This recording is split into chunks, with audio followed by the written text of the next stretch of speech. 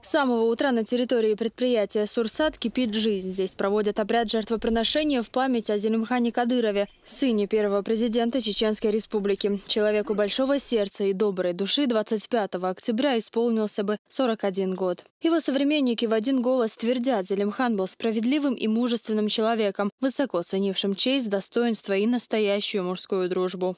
أنا أحمد حاجي صراحة فندو دوق ساق دو باتشي أمرتاني زالم خنديرة إساخ بجنش مش دايسة يقي ويقشو غالي على المس باخد واشنا يرايون على الشاشة إلى هنا سيلا وجهنا دال ديق الويلز أقاب سني هساق دعقة وش وجهي دال قبل دول قص. Религиозные обряды региональный общественный фонд имени первого президента Чечни Ахмата Хаджи Кадырова провел во всех районах республики. Мясо жертвенных животных и необходимые продукты питания прежде получили малоимущие семьи столицы.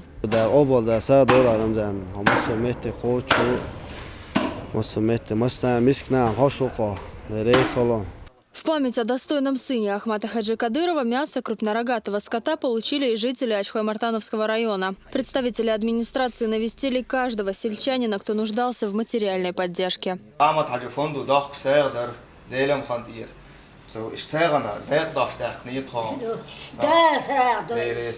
Большие КАМАЗы прибыли в районный центр, чем обрадовали местных жителей. Многие малоимущие семьи получили сегодня помощь от регионального общественного фонда. А в Курчелоевском районе на обряде жертвоприношения присутствовал глава администрации Идрис Черхигов. Он вместе с собравшимися почтил память своего дяди чтением дуа.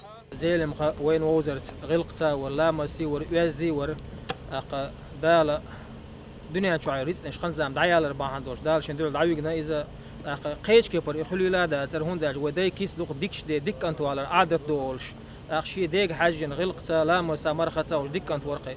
Обряд жертвоприношения совершили также в Аргуне. Мясо животных раздали малоимущим семьям города. Не остался в стороне от акции и Сунжинский район. После вечернего намаза в Грозном раздали и продукты питания, которые уже ночью получили остронуждающиеся жители столицы. Луиза Хатуева, Мурад Эль-Букаев, Ибрагим Налаев. Новости 7.